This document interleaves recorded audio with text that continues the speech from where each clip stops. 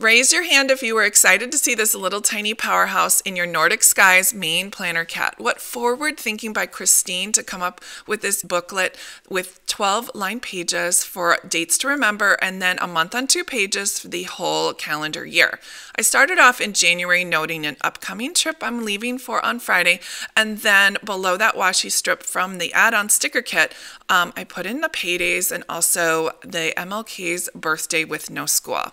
And then on the next page, you'll see for February, I was so pleasantly surprised this kit had so much pink in it, so I don't have to wait for the next papery kit, which I'm very much looking forward to, by the way. The text box and the letters are again from the add-on kit, but I frequently add extra stuff as the month will go on. I've got the no school dates, and then I will put together the months very soon. I hope you guys like this A-size booklet. You can also pick it up in the Cocoa Daisy store using the link in my profile.